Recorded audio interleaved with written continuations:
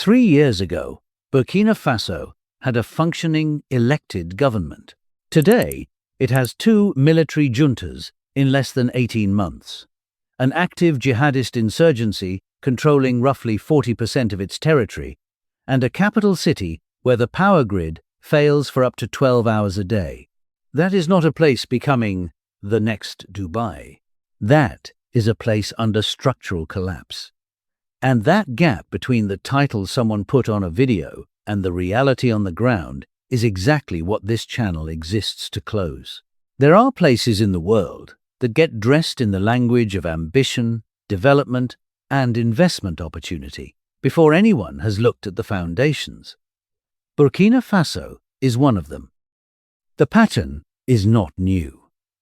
It has played out from Lagos to Kinshasa to Addis Ababa, each time with the same sequence, the same promises, and the same arithmetic that never quite adds up when you lay it flat on the table. Today we walk through 3 layers of what is actually happening inside Burkina Faso's economy, its security architecture, and the international investment story being sold around it. Each layer goes deeper than the previous one. By the time we reach the bottom, the question will not be whether the Dubai comparison holds. The question will be who built that comparison and why, and who is paying the cost of it right now. If you're the kind of person who needs to understand what is under the headline before you form an opinion, you already know why this matters. Burkina Faso is a landlocked country in West Africa, with a population of approximately 23 million people. Its gross domestic product per capita sits at roughly $950, making it one of the lowest in the world, according to World Bank data.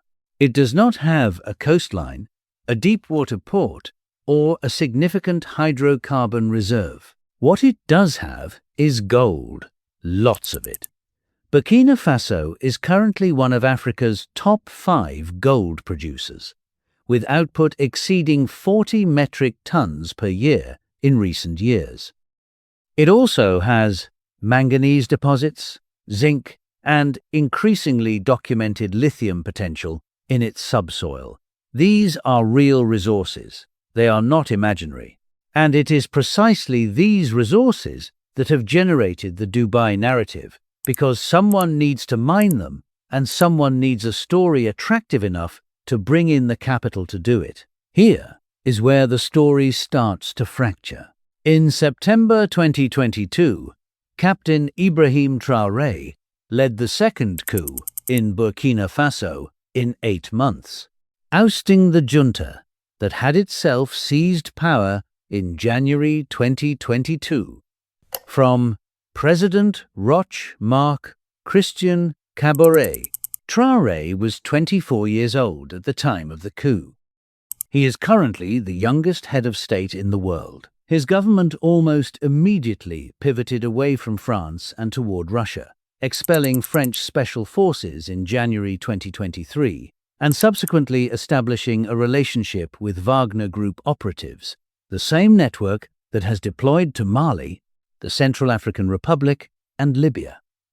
The French military withdrew from Burkina Faso entirely by February 2023, after more than a decade of counterterrorism presence in the Sahel. That withdrawal did not reduce the insurgency. By most documented assessments, including those published by the Armed Conflict Location and Event Data Project, the frequency and territorial reach of attacks by groups affiliated with Jamaat Nusrat al-Islam wal Muslimin and the Islamic State in the Greater Sahara expanded through 2023 and into 2024. Roughly 40% of Burkina Faso's national territory was, by late 2023, effectively outside the central government's administrative control. Think about that for a moment. 2 in every 5 square kilometers of the country do not reliably respond to Ouagadougou. Roads are cut. Local governors operate with security details or don't operate at all. Entire regions have experienced what humanitarian organizations call humanitarian access denial, meaning aid agencies cannot enter without military escort and sometimes cannot enter at all. The United Nations Office for the Coordination of Humanitarian Affairs documented more than 2 million internally displaced people in Burkina Faso by mid-2023. 2 million people inside a country of 23 million, moving inside its own borders. That is not a building boom. That is a population in flight. Does this look like the foundation of the next Dubai to you? Or does it look like something else entirely? Leave your answer in the comments. The comparison only holds if you look at one variable and ignore the rest. The variable everyone is looking at is gold. Let's follow the gold. Between 2019 and 2022, gold represented more than 70% of Burkina Faso's export earnings, according to data from the Observatory of Economic Complexity. The largest producing mines include those operated by major international companies, including Endeavour Mining, which operates the Houndé and Mana mines, among others. These are industrial operations, not artisanal panning. They require security infrastructure, fuel supply chains, and logistical corridors that connect extraction sites to the capital and then to export terminals in neighboring countries, primarily Ghana and Côte d'Ivoire, because Burkina Faso has no port of its own. Every ounce of gold exported from Burkina Faso travels through a third country to reach the world market, in a stable operating environment that is a manageable constraint. In an environment where road corridors are subject to attack, it becomes a structural vulnerability of the first order. Endeavour Mining publicly disclosed in its 2022 annual report that security incidents at and around its operations in Burkina Faso had increased significantly. In 2023, multiple artisanal and small-scale mining sites were attacked or occupied by armed groups. The government of Ibrahim Traoré has responded by nationalizing aspects of the mining sector and imposing new royalty structures, moves that were framed domestically as reclaiming resource sovereignty, but that Western mining analysts described as accelerating the departure of foreign capital. By early 2024, several junior mining companies had suspended operations or withdrawn exploration licenses, citing force majeure clauses tied to security conditions. This is the opposite dynamic of what drives a Gulf Emirates development model. Dubai built wealth by creating predictability for capital. Burkina Faso's current trajectory is making capital less predictable with each passing month. But the gold is only one dimension. The deeper layer is the infrastructure story, because that is where the Dubai comparison gets constructed, and constructed is exactly the right word. In 2023 and into 2024, the Traoré government announced several high-profile infrastructure ambitions, including plans for a new airport expansion in Ouagadougou, road rehabilitation programs, and a revised framework for the construction of a national solar power capacity. These announcements generated media coverage, and some of it was enthusiastic. Solar energy in a country that sits within the Sahel solar belt is a genuinely compelling idea. Burkina Faso receives some of the highest solar irradiance readings on the African continent. The physics is favorable. But the gap between a solar irradiance map and a functioning grid is filled with things that do not yet exist in sufficient quantity. Reliable power, transmission infrastructure, domestic technical capacity, financing agreements with creditworthy off-takers, and the security conditions that allow construction crews to work without armed escort in the areas where the grid most urgently needs extension. As of mid-2024, Burkina Faso's electrification rate for rural areas remained below 20% by most available estimates. The national utility, Société Nationale d'Électricité du Burkina, had documented chronic fuel shortages that forced rolling blackouts in Ouagadougou itself, the capital, not the frontier. Here is the contrast that should stop you cold. Dubai's per capita energy consumption is among the highest in the world, exceeding 15,000 kilowatt-hours per person per year, according to data published by the Dubai Electricity and Water Authority for recent fiscal years. Burkina Faso's per capita electricity consumption is below 300 kilowatt-hours per person per year. That is not a gap in degree. That is a gap in kind. The comparison between these two places is not the comparison between early Dubai and mature Dubai. It is the comparison between two entirely different categories of economic and infrastructural reality. Halfway through what we are building here, the picture is already clear enough that the question shifts. The question is no longer whether the comparison is accurate, because it isn't. The question is why the comparison gets made. And this is where the argument reaches its most consequential point. The infrastructure announcement cycle in countries under governance stress follows a recognizable pattern. A new government, particularly one that arrived outside electoral legitimacy and needs a story for both a domestic audience and potential international partners, announces ambitious projects. The announcements are real in the sense that they are made publicly and recorded. The projects are often not real in the sense that financing is not secured, technical studies are not complete, and the operating environment is not assessed with full honesty.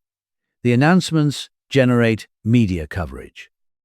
Some of that coverage is amplified by actors with an interest in the amplification, whether that is a government with a sovereignty narrative to sell, a mining company with exploration licenses that need to retain value, or a geopolitical sponsor whose presence in the country becomes more defensible if the country appears to be developing rather than destabilizing.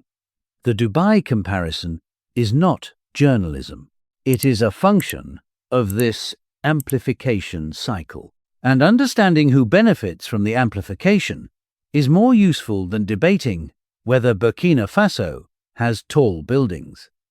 Who is paying the real cost of the gap between the story and the reality? There is a woman, representative of a pattern documented across multiple humanitarian organization reports from the region, who was displaced from the Sahel region of Burkina Faso in 2023. She had farmed the same land her family had worked for 2 generations. When armed groups moved into her district, and the government could no longer guarantee security in that corridor, she joined what the United Nations documented as one of the largest internal displacement flows in the world that year, moving to the outskirts of Ouagadougou without documentation, without savings, and without a clear path back. She is not in any investment prospectus. She is not in the Dubai comparison. She is in the numbers that describe 2 million people in motion inside a country that is being sold as the next great African opportunity.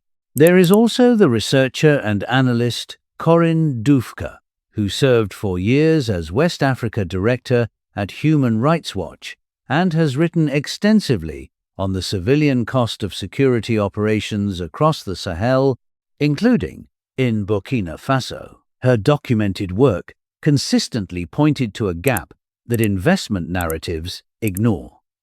The civilian infrastructure that makes economic development possible, trust in institutions, physical safety of movement, access to basic services, is precisely what erodes fastest under the combination of insurgency and military governance. You cannot build the next Dubai on a foundation where the population cannot safely move between cities.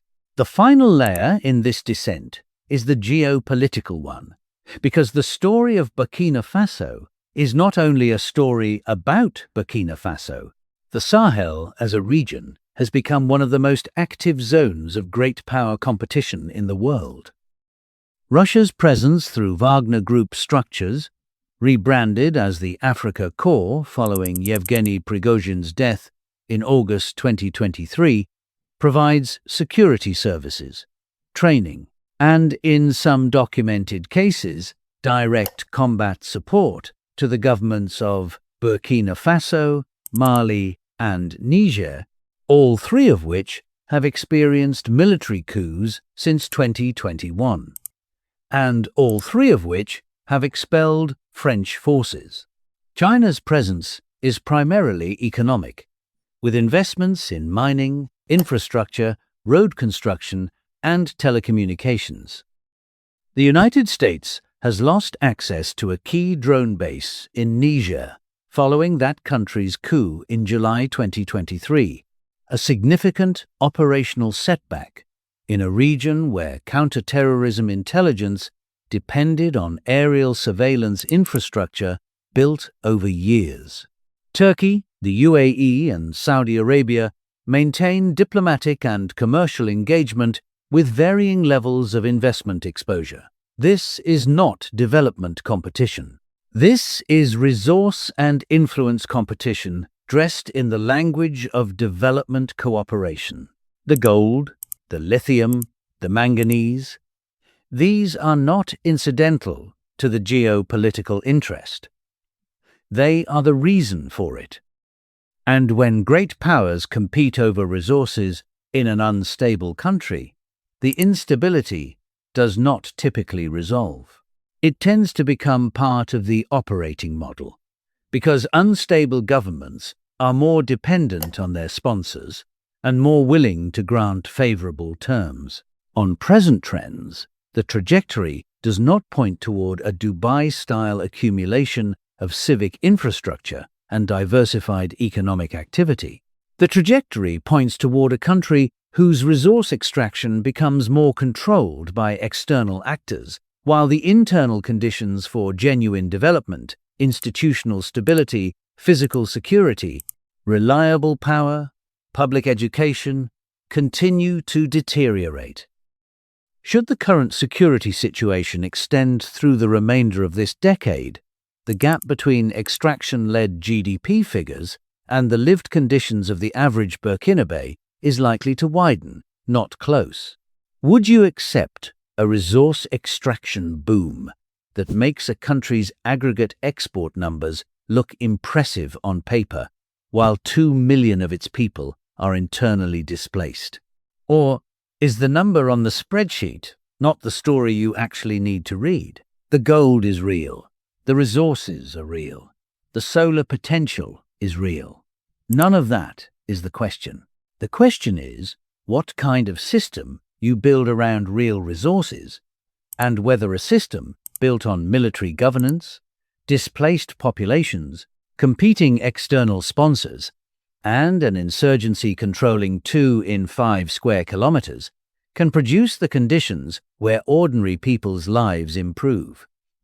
Dubai was not built on those conditions. Dubai was built on the most unusual combination of geography, timing, political stability, and capital concentration in the 20th century's final decades. That combination is not reproducible by announcement. The next Dubai will not be the next Dubai. It will be something else. The only honest question is whether what it becomes lifts the people already there or extracts from them one more time. The documents and the maps already contain the answer. They just require someone willing to read them before accepting the headline. If you stayed until here, you're the kind of person who needs the real map, not the brochure. Subscribe so the next analysis reaches you before the polished version of events does. One subscription changes nothing. A community of people reading the actual numbers changes what gets called news. The content of this video is based on strategic analysis reports, verified data, and projected scenarios regarding the economic and geopolitical context of Burkina Faso and the wider Sahel region. The information is provided for reference purposes, independent analysis, and documentary narration. It does not constitute financial, legal, or investment advice. The images and materials used serve to illustrate the arguments presented.